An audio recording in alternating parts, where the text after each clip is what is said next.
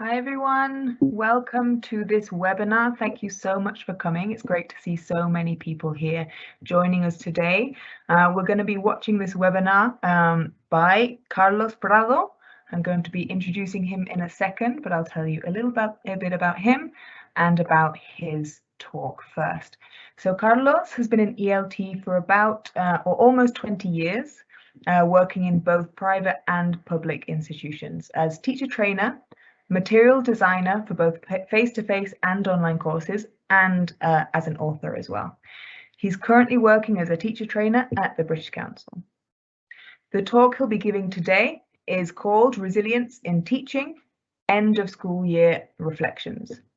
So what Carlos asks is a few questions about resilience, and hopefully he will be answering those during the talk. So he says that resilience is a word which is commonly used, but he wants to know to what extent are we as people involved in English language teaching resilient, or how do we apply it for improvement once a course has finished? He also asks if resilience can be taught in our educational context at all. During the talk, he'll try to give some answers to these questions.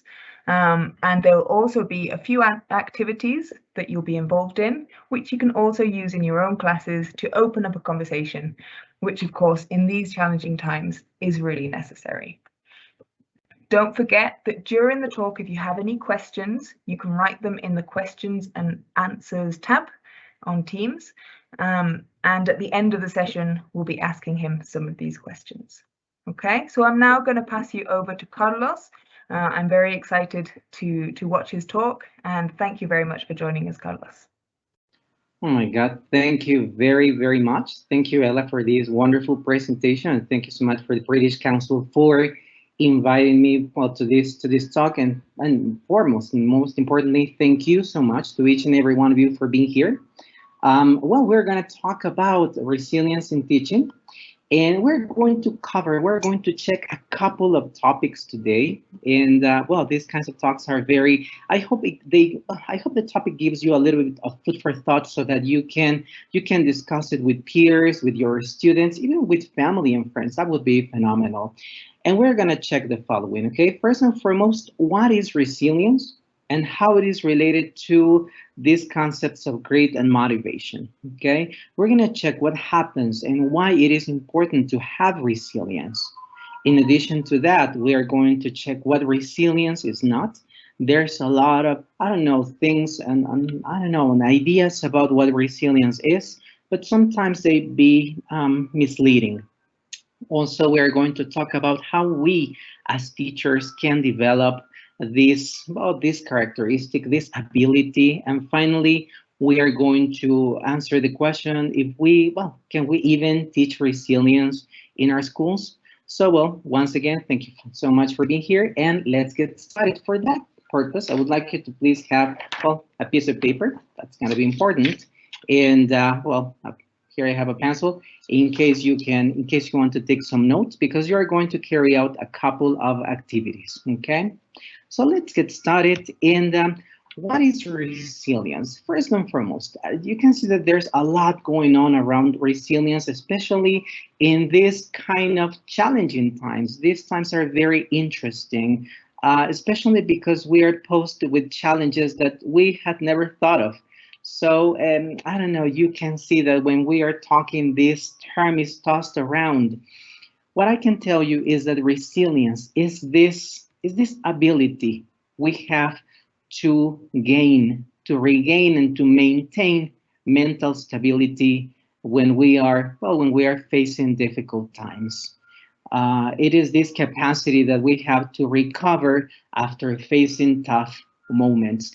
This is what resilience is, let's say, broadly speaking. Even let me share with you some sort of an analogy. Here I have this piece of paper. Okay, I hope you can see it. Okay, here even I decided to draw a piglet. So here it is, and we are going to see that if I apply some sort of stress or pressure to this, just like this, it doesn't actually go back to its original state. I need to apply, okay? I need to apply some external force so that it can go back to its original shape, okay? So now, what happens here? For example, here we have the original, okay? Here we have the original piglet. And what happens if I apply, okay? If I apply force to it, and I apply even a little bit more force to it, okay? It goes back to its original form or shape, okay? In this case, it's something similar to resilience. We are capable, and to put it in layman's terms, resilience is this capacity of bouncing back from curveballs life throws at us, okay? And in this case, well, just like with this piglet, we go back to our original force, thanks to healthy ways to cope, okay, to cope with problems and setbacks. Well, having mentioned this term is also related to, for example, to grit and motivation.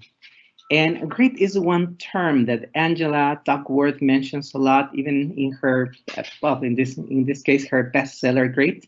She mentions, broadly speaking as well, that is the capacity to sustain interest for a long period of time. When you feel passionate about it and you pursue this objective, you follow through this objective. That is what I mean. And motivation is this spark, okay? Is this initial trigger. Whether it is something extrinsic, intrinsic, something that we have already seen in this, when we train as teachers, it doesn't matter. It is this initial trigger that we receive to take action to do something.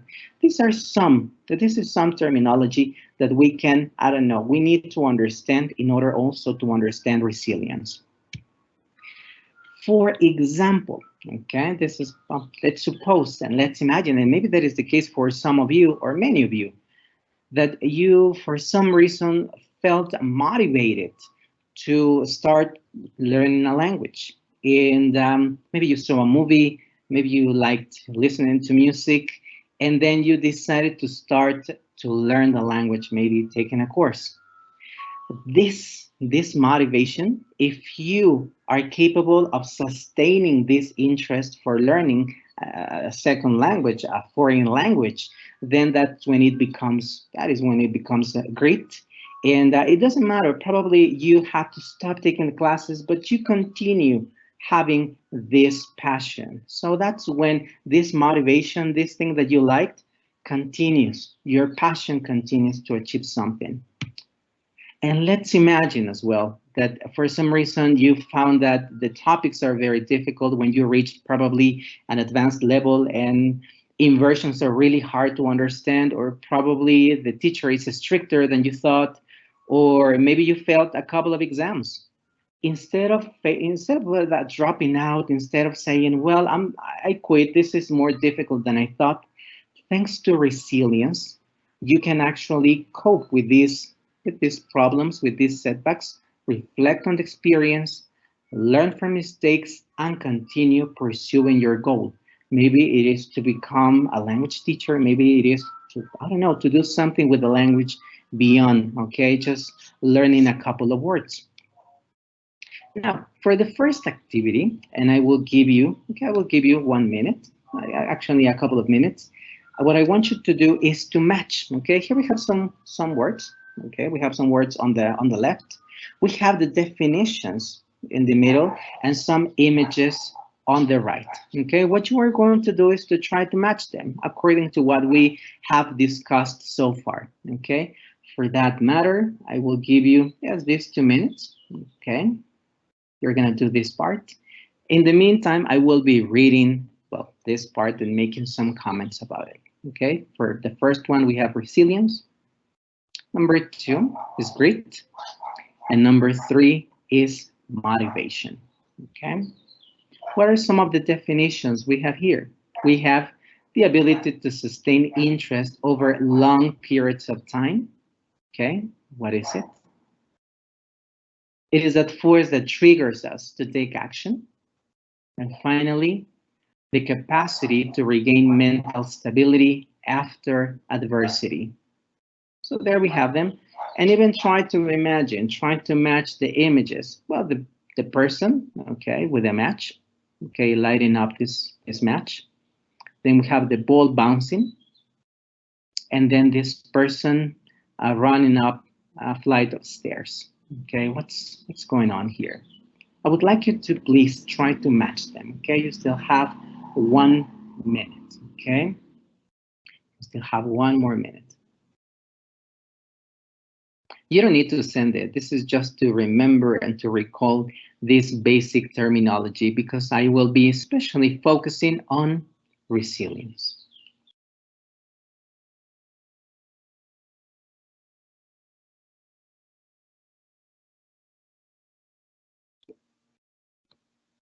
Okay.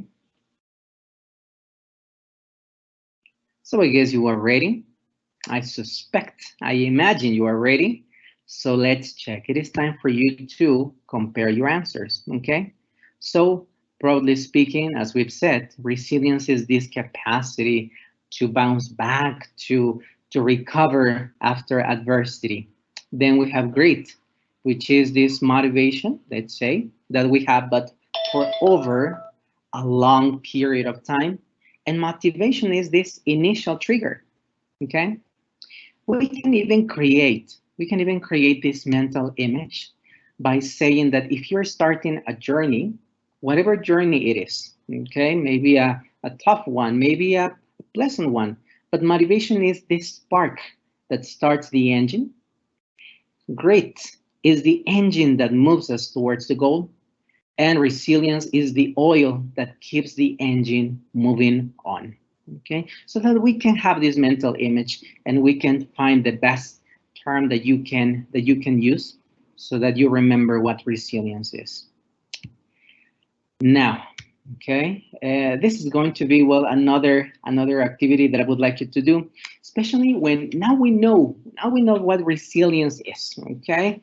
But sometimes we can ask ourselves, but how do I know how resilient I am? Once again, I'd like you to please take out a piece of paper. Okay, take out your piece of paper. Here I have some, okay, recycled piece of paper and your pencil. And I want you to answer these ones. I would like you to do some soul searching. This is not to share with anyone, but to be honest with yourselves, okay? So that you know to some degree how resilient you are. I would like you to answer the following questions, and I will be reading them. I will give you one example, and if it rings a bell, maybe you can say, I totally agree, I totally disagree, or you can say, I neither agree or disagree. The point for this activity is to dig deeper into your life experiences, okay? Let's get started, and this is question, well, sentence number 1. To what extent do you agree? When given a new task, I'm confident I'll succeed. So when you are given a new task, do you feel that you are going to be successful? Well, however you understand success, or you feel that you are going to fall flat and everything will be a disaster. I don't know. How do you feel about this? Number 2. When one attempt fails, I learn from it and change my approach. Okay. So are you one of these people? Maybe you are introducing a new activity, a new online activity, especially in this new normal we are going through. And then when something doesn't work, then you say, oh, well, forget about it. I'm not going to do it again. Or you probably say, what I need to do next time is this and this. I don't know, what's your approach to it? Sentence 3. When a plan fails, it affects my self-belief. Let's suppose that this activity that you wanted to introduce didn't work, and then you say, oh no, I'm a failure. I'm not gonna do it ever again. Why am I even teaching? I don't know, how do you feel? But what about number 3? And remember, this is not about trying to impress somebody else or, I don't know, anyone in your family. No, this is some soul searching. Do this work on your own. Next one. I have few people at work I can talk about, I can talk to about issues in the office. So few people means, remember that it's something negative. So maybe there's not so much trust in the work environment, so you don't really like talking to a lot of people at work about things related to the school, to the institution you are working for. Number 5, well, in this case, number 5, I'm sorry. Sometimes I question my commitment to my job, especially during this, I don't know, this day and age. We may probably feel and ask ourselves, oh my God, what am I even doing? This technology is just like way too hard to understand, etc. Or you just say, oh my God, well, I'm learning a lot from it. What is your approach? How do you, I don't know, how do you feel about this? Here we have number 6. Okay, here we have number 6. I worry about issues I have no control over. Maybe you worry because your students don't have internet access as reliable as yours. Maybe you worry because they live in conditions that are really out of your hand to control, or some other situations. We are human, and we need to understand that everybody is going through problems, but sometimes we worry way too much about situations we cannot control. What is your outlook on this? We're almost there. Number 7. Asking for assistance at work reveals weakness or ignorance. Maybe you don't want to ask questions because you may think that asking questions may show that you are not trained enough, or that you are not as knowledgeable enough to do something. Or maybe you say, I need to ask because I am also learning to adapt to this new normal. What is your, I don't know, how do you feel? Number 8, failures are hard to forget. Successes are hard to remember. How do you feel about it? Maybe you had a nice class, but then you say, oh no, this is just 1 in a million. The rest will be terrible. No, or the other way around. What do you think? Next one. I have strategies in place to deal with stress. What strategies do you have? Maybe you talk to someone. Maybe you breathe in and breathe out. Maybe you hum. Okay, what do you do? What do you do to deal with stress when you have one class after the other and after the other, and sometimes you don't know, I don't know, how to regain mental stability? Finally, I am more likely to say yes and no, and this is about being positive and negative. Broadly speaking, maybe somebody tells you, why don't you try this new application? Oh no, my students won't know how to use it. Or why don't you share this website? Oh no, it is too difficult for them. Or maybe you say, yes, maybe I just need to adapt it. Maybe I just need to train my students to use this. How do you feel? As you can see, all these questions are very easy to be answered. But when you try to answer these ones honestly, it becomes a little bit more difficult, because probably you can say 1, 2, 9, and 10. I can say I totally agree, and with the others I disagree, and I am resilient. No, I think it's a bit more complicated. This was just a very quick exercise, and I strongly recommend that you try to do it when you have some time, some me time, and try to identify how resilient you are in case you would like to work on this. Why is it important to develop this, well, resilience and any other, I don't know, tool or strategy to, as teachers? Why is it important? Here we have our third activity. Okay, here we have our third activity. And as you can see, here we have these scrambled words, and they are related to situations that can affect us. These are some situations that can affect us, okay, in our everyday lives. What I want you to do is to try to unscramble them. Don't worry, in case you can't, try to do it. I'm going to give you 1 minute. Try to look at them. Even, for example, number 3, it already has the word compassion. Compassion what? We have number 5, and it says our job. What happens to our job?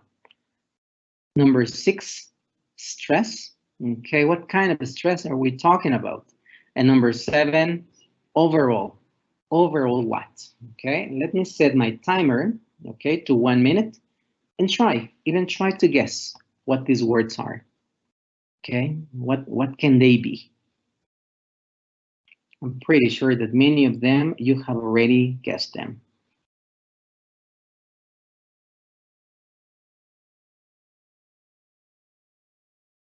Okay, good, good.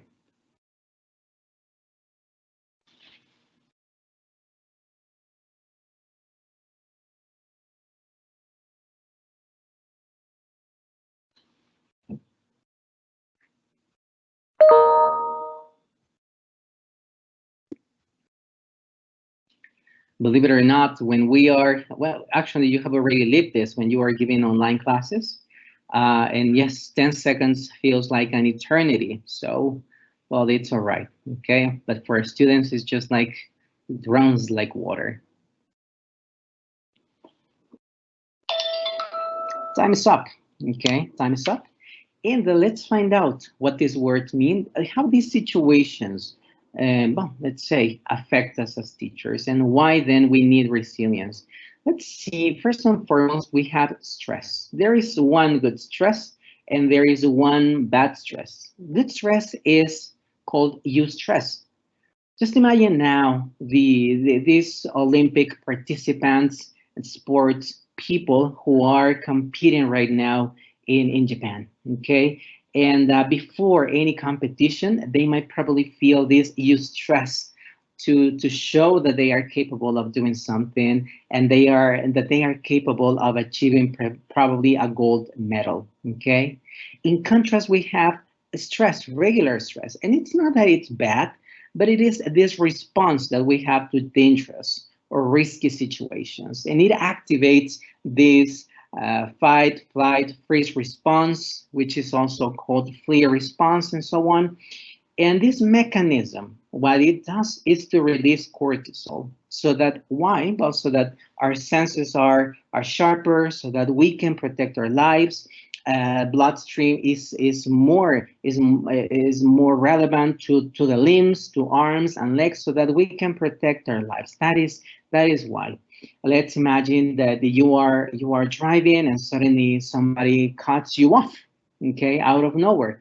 Then you feel stress, and then your limbs and your sense, well, in this case, your attention is sharper, so that you can protect and stop your car. And then you felt stressed, but that disappears. Okay, we're gonna go back to this point of stress in a moment. So we know that we have eustress, which is more positive than stress, which is usually as a response to dangerous situations. Another thing that we may face as teachers is burnout. And it is when we are mentally tired, when in general, when we feel this dissatisfaction with our work. This is also related to compassion fatigue. Compassion fatigue refers to, especially when you are when you are helping someone and you receive constant, well, in this case, feelings of extreme tiredness, desperation. You may even turn pessimistic because you are receiving a lot of problems. Just imagine when you are in a class and then one student tells you it's because the internet, it's because my family, it's because I don't understand. When you are receiving all this on a regular basis, you can also, you can experience compassion fatigue in addition to burnout, which is when you finish the day, you feel tired. You don't feel even, I don't know, you don't feel energized or with motivation or great to continue. Another thing that I've seen a lot, actually, especially when I've given teacher training, is cynicism. And cynicism is when for some reason, after going through all this, or probably because of situations, you feel alienated, and then you start doing the bare minimum. You may probably feel detached from your workplace. You can even react in callous or cold-hearted ways to things related to your job. You stop somehow believing in the process, okay? Even in your job and the institution you're working for. This also is related to dehumanizing our jobs. Sometimes we do things in a mechanical way. We just present a topic, then did you understand? Yes, okay, next one. And that would be it. So we don't actually pay well, we don't pay attention to the people behind the screens, or when we finally are in face-to-face situations, we don't pay much attention to the student because we assume that our class is the only one, and if they don't learn, that's their problem. That is dehumanizing our job, among some other things. We mentioned that stress is caused in, well, especially when we're facing risky situations or dangerous ones.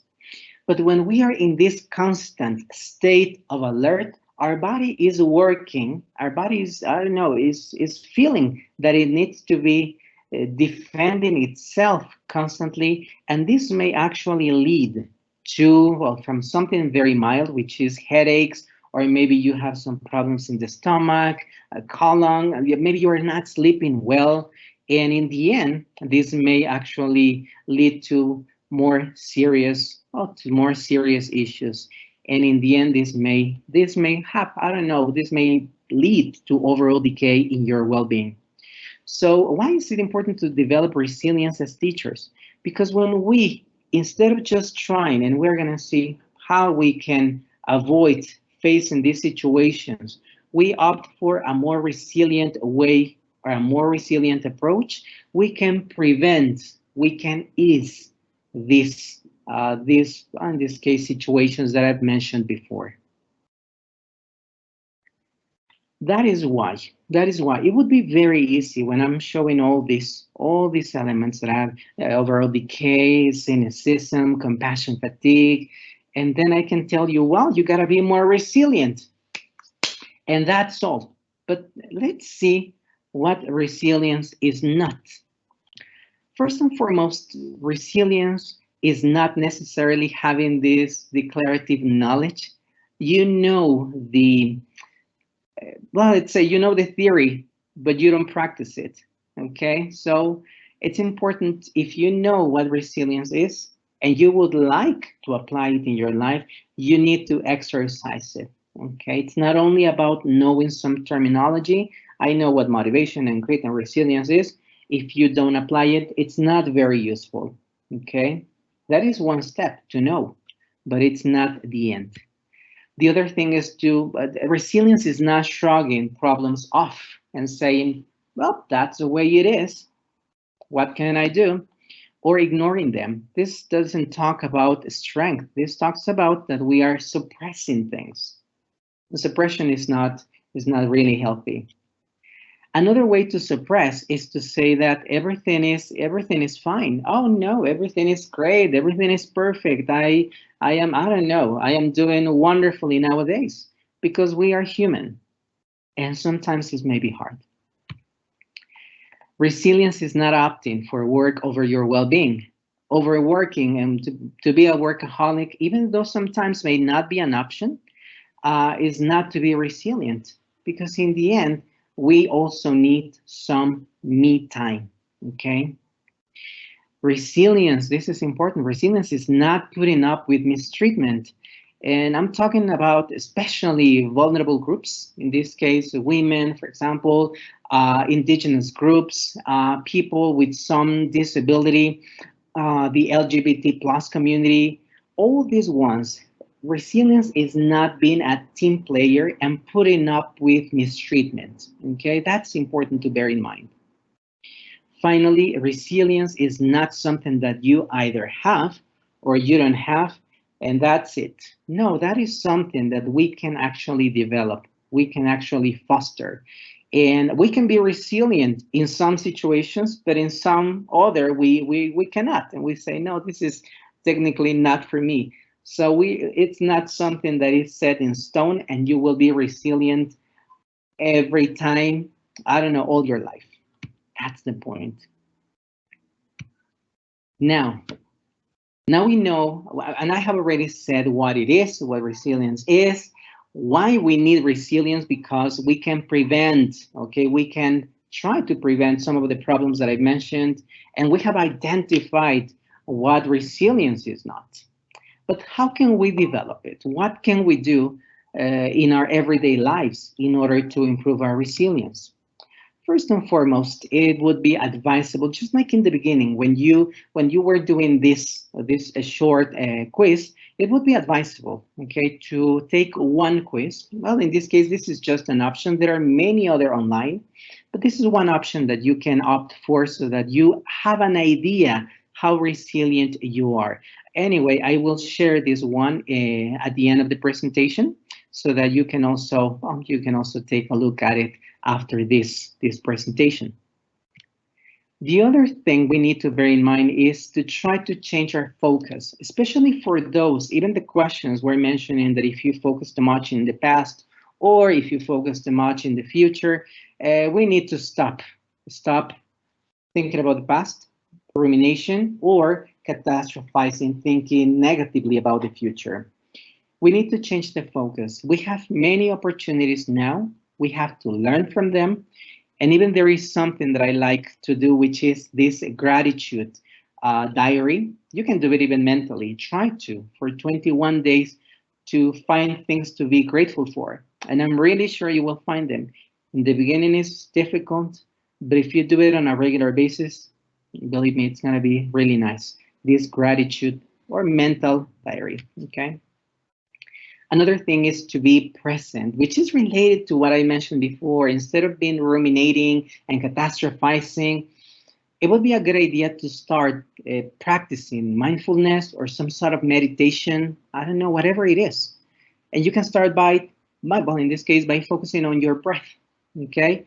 5-10 minutes, believe me, it works wonders. I actually tried to do it, and I did it before this presentation because I don't know, being in front of professionals is a tall order, okay? So you breathe in 5 seconds, you hold it, and then you release it through your mouth in 5 other seconds. You can also do it and rebound. In this case, if you are thinking, oh, because I think too much about many things, accept the thought and continue. Train yourself, breathing in and out, okay?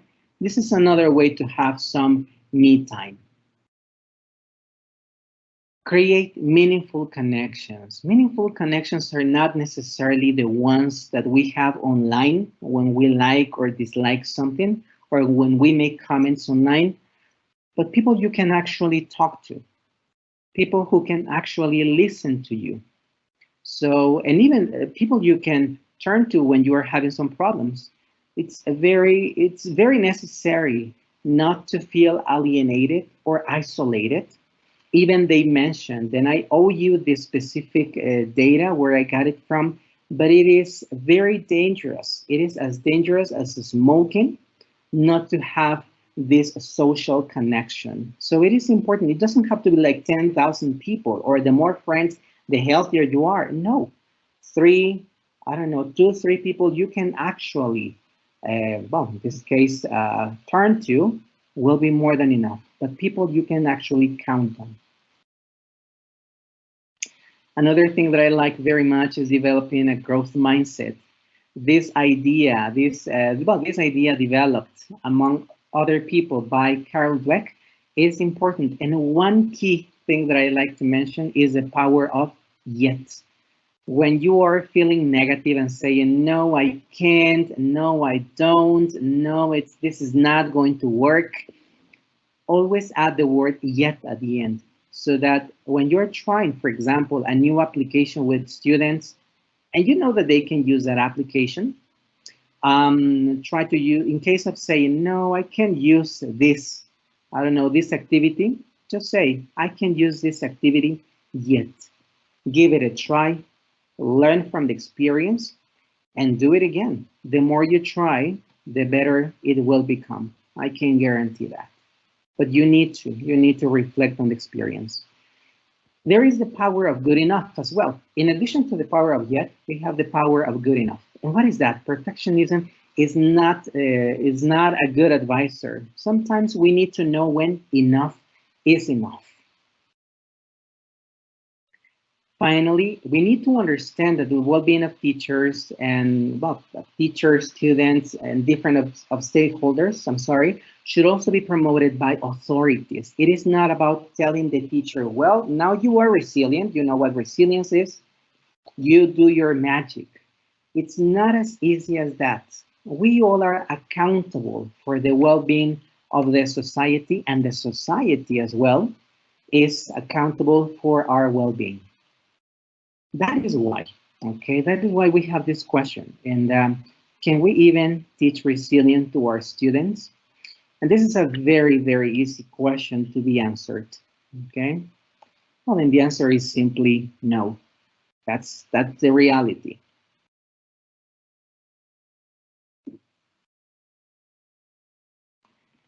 Resilience should not be simply taught. It has to be built from a variety of angles. It's not only about telling the teacher, well, now you attended a talk about resilience, now you make all your students resilient. And no, it is not that easy. It is a work in which the family, the community, authorities, and in this case, the institution you are working for has to promote this. How? I like very much this about the researcher, which is Michael Unger, and he works a lot with resilience. He has even his laboratory on resilience. He mentions that there are 7 steps for building resilience in, well, young people, in this case, children, adolescents. And the first thing is to have identity. If a person has identity, they have a sense of purpose. And I would like you to please think which ones you could actually promote in your classes, because not all of these you can. Let's face it, there are some things you have to somehow delegate to parents, to authorities, but there are some things that you can do. Okay? When a student knows their weaknesses and strengths, they are developing their identity. Another thing is relationships. People need, as I said before, meaningful relationships within their community, in their families. They don't have to be a lot of friends, but meaningful relationships. Another thing that Michael Unger mentions is cultural adherence, so that the student also knows their identity. They need to be in contact with their community, with their history. They know where they come from. And this also gives cohesion. And cohesion is this sense of responsibility to a greater good. In addition to belonging to a place, it is, I am studying not only to make money, I am studying to become a doctor and to face, I hope not, and to face the illnesses of the future, to save people. So that is this greater good. When students don't have it, it is easier. It is difficult, I'm sorry, for them to develop resilience. They should have access to materials and resources. And this is about having financial, educational, medical resources. I don't really think that when we are in front of a group, can cover this. And now that's when I tell you this is part of the community authorities to cater for this. Otherwise, it may be difficult for a person looking for shelter to think about, oh, I need to be resilient. That's not so fair. Social justice. It is important for students, for kids, for adolescents, for even young adults to experience social justice, finding meaningful role in the community. I've seen, and that is really nice to see how some people are maybe defending women's rights. Maybe they are defending, I don't know, they are fighting racism. Maybe they are defending the rights of LGBT plus community. So that is the kind of social justice we all need. Then it says power and control. They need to know that their actions can have an impact in society and in their lives. And even here we have experiences for caring for one's self and others, okay? These are the 7 steps for building resilience according to Michael Unger. And it is important to understand, as I've said before, it is not only about the teacher having all this burden on their shoulders. No, that's not the point. The point is to choose our battles wisely. Which ones can you do?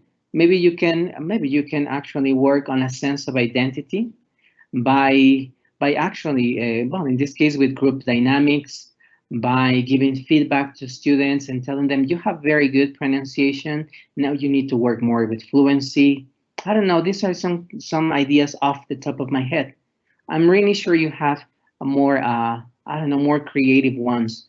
Even just to conclude with this part, I remember creating the spring festival for students at UNAM probably 12 years ago, and it actually helped the groups, the different groups from different semesters to get together and to work on something. And I don't know, it was fascinating to see how they created community with people they hadn't actually known. And it helped them a lot, especially with, I don't know, with subjects, with exams, learning from one another. When we create community, relationships, and even we promote social justice or cultural adherence, that can be very beneficial for students. Well, I would like you to please, okay? I would like you to please now try to send your takeaways, okay? Try to send your takeaways in the chat box. That would be very nice in case you have any takeaway from what we have been discussing so far. That would be phenomenal if you can share them. I will share my own takeaways from this, I don't know, from this talk. And it is, first of all, we need to identify how resiliently we behave, okay? And even I decided to change the word from, well, from how resilient you are to behave, because in the end, it's not that we are or we are not. It's that we sometimes behave resiliently in some occasions, and sometimes we don't. We have to give ourselves some wiggle room to say, today I don't want to be resilient. I just need to, I don't know, I don't want to do it. We don't have to be resilient all the time, okay? Develop your own resilience if necessary. Once you know how resilient you behave, well, try to, in case you need it, try to develop it. It would be a nice personal project to do it during a semester, maybe during a couple of, I don't know, months, and assess yourself and promote resilience in your class environment, okay, in your context, in your institution. One way to do it is to talk about it. Now that you have a clearer idea of what resilience is, maybe you can promote it little by little. We don't have to change the world in one sitting, but we can start little by little. Okay, let me just finish with this phrase. I found it very interesting, and it says, "Do not judge me by my success. Judge me by how many times I fell down and I got back up again." Okay, and this is important because it doesn't matter. We all are going to fall. We all are going to fail sometimes, but the thing is to learn from the experience and to get back up again. What makes you, I don't know, have expertise is not to have experience, but to reflect on the experience. Okay. So, well, these are some of the sources that I used for this, even a little bit more, but they were not going to be, I don't know, I was not going to be capable of putting all of this here. But here are some of them. I recommend that you check them out. In them, well, technically, well, that's basically all. My name is Carlos Prado, and thank you very much for being here. And I would like to, I don't know, I would like to answer some of your questions. I hope I can give you some answers to them. Okay, so thank you. Thank you so much, Carlos. And thank you everyone for all your participation. It was a really useful talk. I think everyone related to it a lot. And I can see through the comments and the questions that there was a lot of engagement. So that's great. It's great to see. And thank you everyone for your comments. There are a few comments and there are a few questions. So I will start with a couple of comments first that were outstanding, and then we'll go on to some of the questions. So we had Fred. Fred said it's interesting how one can be resilient in one aspect of life and not in others. I don't know if you want to respond to that in any way. Yeah, I think that we need to understand that we are not fixed entities, that we can have great for some things. I don't know, I can feel great for learning, but sometimes when I am confronted with something else, for example, learning programming, I may not feel so greedy about it. So it's normal not to be resilient as well all the time with everything in your life and not to be resilient with others. In my case, for example, when I am playing video games, even though it sounds mundane, I just sometimes give up and say, "Oh, forget about it. I'm not gonna win nothing at all." So I just give up. But in some other things, I insist, and I know that I have to make use of my resilience. So yes, that's totally true. We cannot be fixed entities. Excellent, perfect. Oh, there are two comments that I want to kind of join together. The first one from Marie Jose, who said, mindfulness has been amazing for me. It's helped me a lot to find tools to improve my teaching and my life. Thank you, Marie Jose. And I'm going to just go on to another one as well, which you could have a similar reaction to, from Yu Wang. And he said, this presentation reminded me a lot of things I've worked through therapy, as well as some new concepts that I'll be glad to work out with my doctor. I don't have a question per se, but I would really like to express my gratefulness as a mental health advocate myself for raising awareness on these topics. Generational gaps and taboos usually make this topic a hard one to digest, so it's refreshing to see it in this professional setting. Yeah, I think this topic that they are mentioning are very necessary. Sometimes we as teachers focus too much on, let's say, on techniques and strategies, and I'm not saying that they are bad at all, because I don't really believe in completely bad, completely wrong. No, but there are times when we need to sit back and reflect about our mental health. There are some things and some behaviors we opt for, such as the one that I mentioned before, which unfortunately I've seen it many a time, which is cynicism. And that is a sign that we are somehow facing problems and we don't want to accept it. So, well, accept them. And instead of suppressing, it would be a good idea to start, I don't know, opening up and doing this soul searching and saying, yeah, maybe I'm not feeling so satisfied.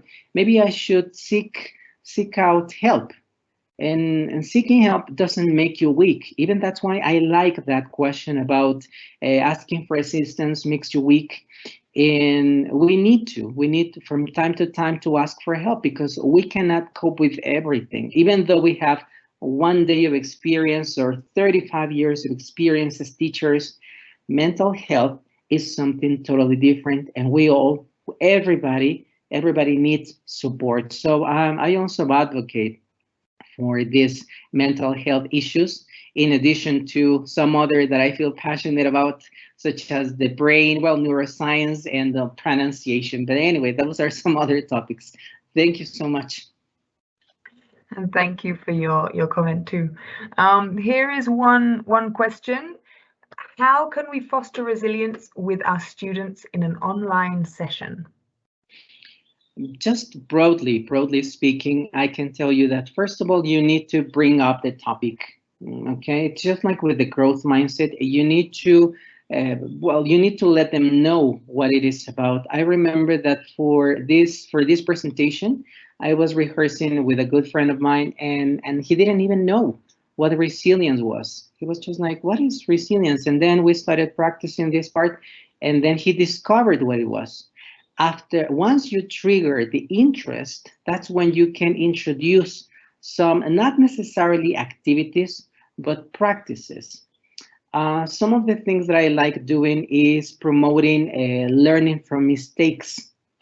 For example, when I see that they make a mistake, I do not necessarily correct them in a harsh way, because besides that's not my personality. But I like to use some other things, maybe paraphrasing or asking them to check their answers, comparing the correct answers with the mistake they made, so that they can come up with a solution. Some other thing that I do is to listen to them a lot, instead of judging or trying to, I don't know, in this case, trying to criticize what they like, what they don't like, how they wear, how they, I don't know, a lot of things. I try to listen, to be open to what they say. When you listen to people, that is another way to build, in this case, resilience, to create community, and to make them part of. Something we need to understand is that it's not something that you give in a couple of activities, in a couple of handouts, and they will be resilient. It's just like learning a language. It's a process. And the way in which you can do it is also by showing compassion and respect. So to sum up, I would say listen to your student, be compassionate, and also try to promote learning from mistakes. And tell them, that's something that I even do with adults. I tell them, don't worry if you make a mistake. We all are here to learn. Okay, so that's the way in which I do it online. Well, nowadays I do it more online because people feel very stressed. Yeah. I think that's right. Lots of people get a lot more stressed online with all the new things you have to learn, but that's great. Thank you so much. Yeah. There are so many interesting questions. Thanks so much to everyone. I hope we have time to get through them all. We're going to go to the next one. Is there a go-to book you use to promote resilience, grit, or growth mindset? Yeah, well, there is this one, okay? There is this one that I like to use, even though it is not necessarily about this, about resilience, because there is not necessarily, I don't know, handouts or books that say, well, resilience for English language teachers. But there is this one that I try to adapt, which is the toolkit for trainers on growth mindset, okay? And this one has a couple of activities regarding how to develop the growth mindset, but we can also use it for resilience or even for grit. And fortunately, this one is in English. And one of the things that I like to do when I have the time and when I have long courses, otherwise it's just very, I don't know, I just pick a couple of activities. And I'm sorry to say this, I hope for the best, because sometimes we don't have them, as in some courses, we don't have students as much time as we wanted to see the results.